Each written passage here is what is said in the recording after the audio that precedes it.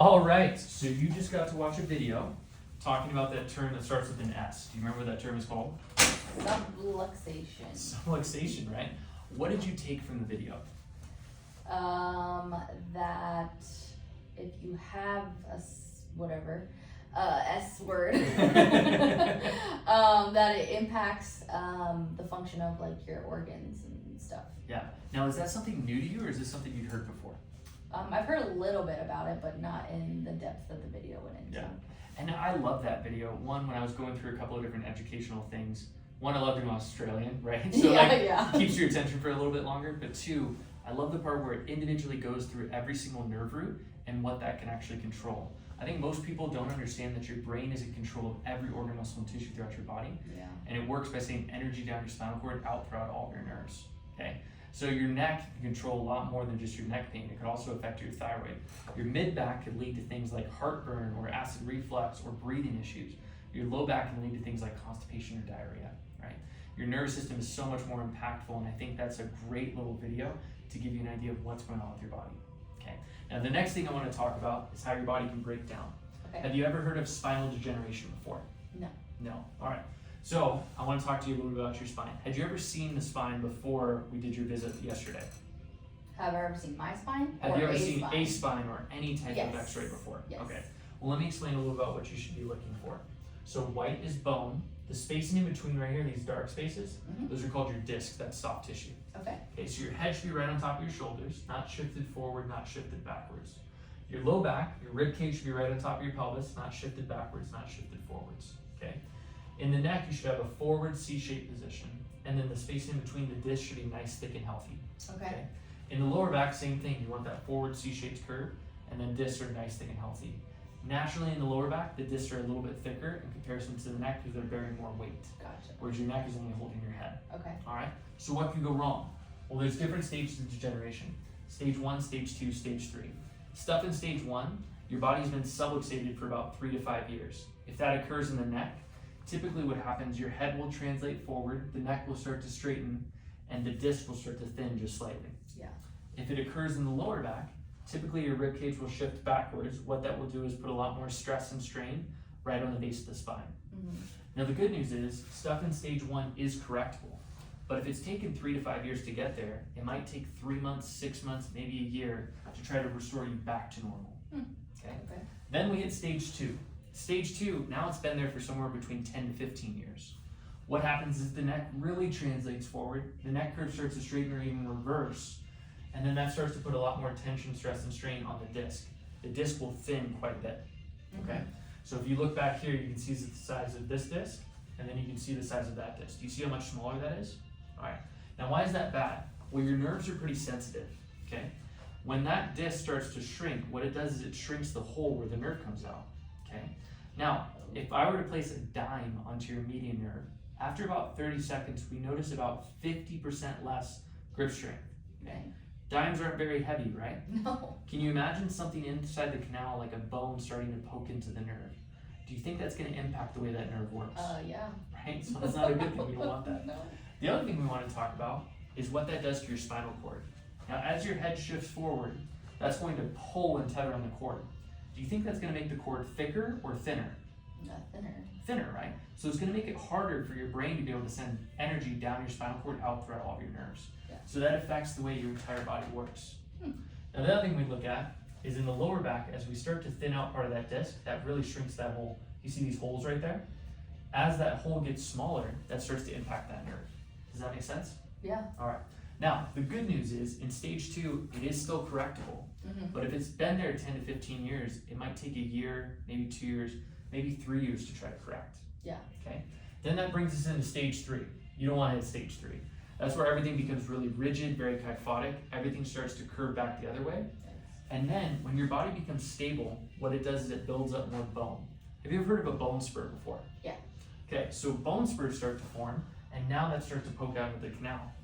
Now the unfortunate part about that is sometimes you can move the joint and you can get pressure off the nerve. Other times, that's where you have to go to surgery.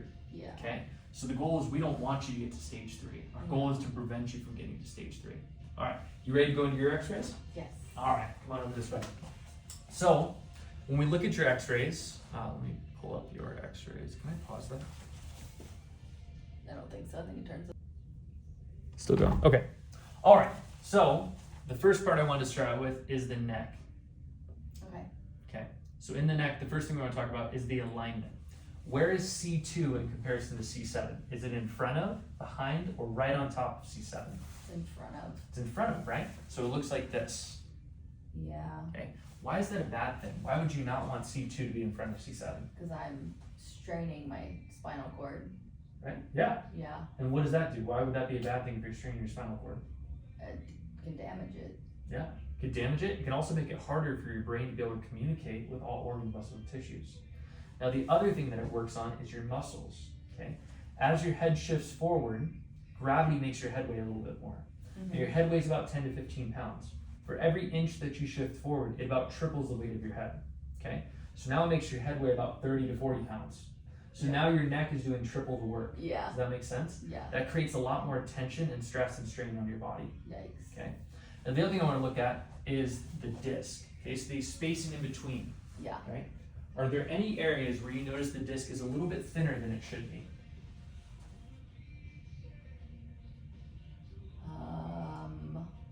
It's kind of hard to tell for me. Yeah. So something I want to look at is on the back side. You see on C6?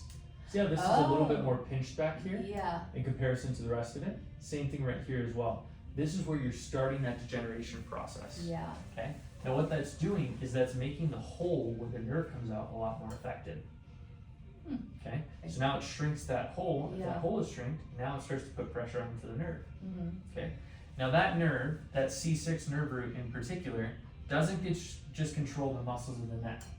It also controls things like wrist function, elbow function, a lot of different things of being able to move your arm. Okay? On top of that, it also works on your thyroid, which can be affecting your hormones and your mood. Okay? So a question I have for you is, what would happen if you did nothing about that? It would get worse. It would get worse, right? Yeah. And that's not what you want, right? No. No. So there's a couple of things that we can do to actually correct that. Before we get into that, what I want to talk about is the curvature. Okay. Now, is that curve in a nice forward C-shaped position? Not Is it at straight or is it all. starting to reverse? It's reversing. Okay, it's reversing. Now, why is that bad? Does it mean I'm in stage 2? So that's a great question. We will actually get into those soon. Okay. But the reason it's bad is what it does is it pulls and tethers on your spinal cord. Okay. Okay? Same thing with shifting your head forward. The more it pulls it, it's going to make the cord thinner. So now your body is not working as effectively as it should. Yeah. Does that make sense? All right, now, if you were to grade yourself, okay, would you say you're normal, stage 1, stage 2, stage 3? Where would you say you're at? I think stage 2. I think you're in stage 2. Part of the curvature, you're starting to get into stage 3. But when we're looking at the discs, I would say we're probably in stage 1, stage 2. Now, do you remember, is stuff in stage 2 correctable? Yeah. It is, right? It takes longer. Do you remember how long it's been there if you've already hit stage 2?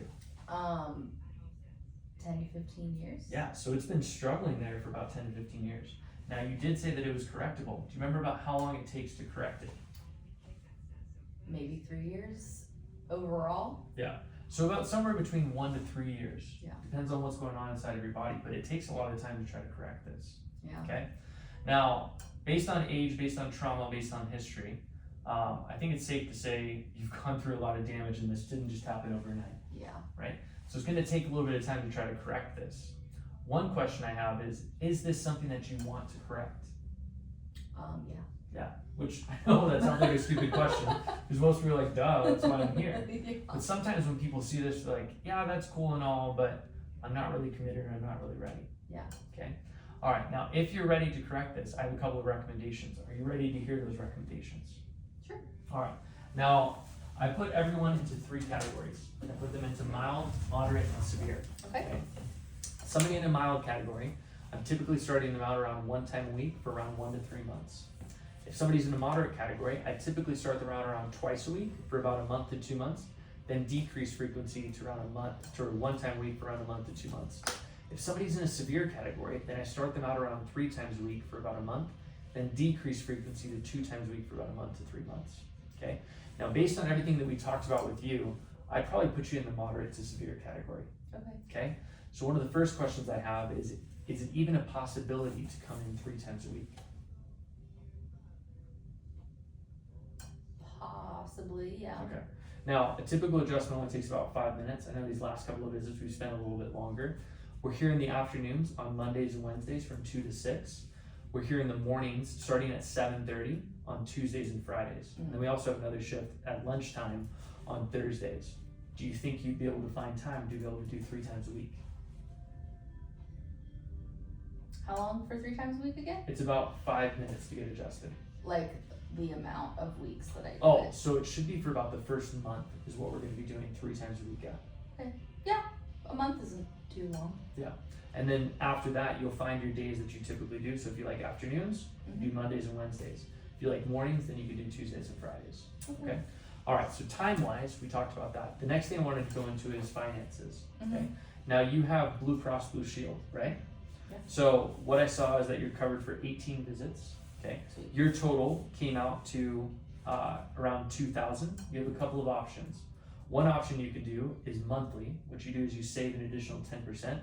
So that comes out to $364 a month. Another option you could do is you could pay in full. You save an additional 5%. So then it comes out to $1,750. Okay. Which option looks better to you? Paying in full or doing a monthly plan? I would just pay in full. Just paying in I full. like to save extra money when I can. I'm kind of the same way. I like doing that as well. So what I want to do with you for today is I want to get you adjusted. Then after we get you adjusted, I want to go in and then we'll set up a couple of appointments for you along the way. Okay. The other thing I want to talk about is we have a Better Results Faster workshop. During that class, we unpack a lot of things that go into what are some daily habits and teaching you a lot more about your nervous system and how to get better results faster. We have another class coming up in about a week on Wednesday at 6 p.m. We're going to have Monica get you scheduled for that so that we can actually get you into that class so that you can get even better results. Is that a possibility to come at 6 p.m. next Wednesday? I can. So what do they teach again? So what we talk about is we talk about your nervous system and we talk about a lot of different principles of the common mistakes people make. So that hinders their results. So then they can learn how to do these things the right way so that their body gets better results faster. Does that make sense? I think so. Yeah. That is a really great class to make sure that you compound on all the adjustments that we do so that you're feeling better faster. Gotcha. Okay? All right. So we have you scheduled for that for next Wednesday at 6 p.m. All right? Okay. I'll have Monica up at the front get all that information for you. Yeah. And then she'll get you squared away. Also, if your spouse would love to come to this as well, they can learn a lot about that stuff. The class is free. There's no charge to them. Oh, cool. It teaches them a lot about how their bodies work as well, so that they can reduce injury. Okay? Yeah, I can bring Any questions?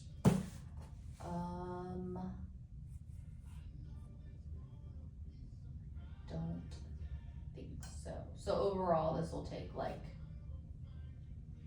well, a month for 3 times a week, and then how many? 2 times a week for roughly 3 months, depending on how everybody progresses. We always base your frequency based on how your body is doing. Okay. If your body is healing, then we'll push that out further. Right. But what I predict for you, based on some of the severity that we've seen, is that we'll start out at 3 times a week, then we'll decrease frequency to 2 times a week for about 3 months after that. But it takes 1 to 3 years for severe or moderate to severe. Correct. Yeah. Over the course of that time is about how much change it would take to be able to bring you back to normal. Okay. So I'll keep coming after that. Yeah. So what we'll do is we talk about this initial intensive care plan. Okay. This gets you to get your goals, which we talked about. Gotcha. Okay. Which is going into some of the different sitting processes that you've had, Yeah. making sure that it's not debilitating for you to get dressed in the morning, and some of your daily tasks along the way. We're going to get you out of that phase. Then afterwards, we'll talk about care beyond that. Gotcha. There's things called wellness and maintenance. Yeah. Wellness, usually people are coming in somewhere between once a week to once every 2 weeks for the course of 6 months to a year. Maintenance is where, hey, I want to maintain that level of health. I'm not trying to get a better trajectory of health. So that's usually where they're coming in once every couple weeks to once a month. We'll talk about that as we go each time we have a progress exam to see where we're at and hitting new goals. So this initial thing is just for the goals that we talked about at my first visit, and then as we go, we'll see how my body's responding to treatment and determine frequency. Absolutely. Okay. Any questions? Nope. No. All right. Well, let's get you adjusted. Woohoo! Something I didn't do the same that I always do Yeah. is I usually do the entire spine. So I usually don't stop and ask that question after the neck. I don't know why I did that today, it just happened. So I usually zoom into the lower back. Yeah. And then I ask them the same questions. Where is T12 in relation to L5? It shifted backwards. That puts a lot of stress and strain. Why is that bad? Because it closes down on the holes of the nerves. Yeah. And then that affects here. That doesn't just affect your lower back, that also affects your digestive function, bladder function, reproductive function. So I get them to understand that, and then I show them the front view. And then I explain everything from the front should look straight. Does that look straight to you? No. No, it looks like you're pretty shifted to the left, and you bend and you correct by shifting the rest of your body up in that position. So we want to make sure that we're adjusting you to make sure that your body is more level so that you're symmetrical from side to side. So question for you is, should I go into low back and neck and then ask them the question, so based on age, based on trauma, it's safe to say that these things just didn't happen overnight, so it'll take you a little bit of time to try to correct it. When should I ask that question? Should I go over low back and the front view? Or should I just stop on neck and then get their commitment right then and there? Especially if they have a lower back complaint, which she did. So she had lower thoracic. Should I touch on that first? Or should I go just first on neck and then talk about the need for it? Especially with her reverse neck curve, it'd be kind of easy to go over that. So give me some feedback of whatever you think.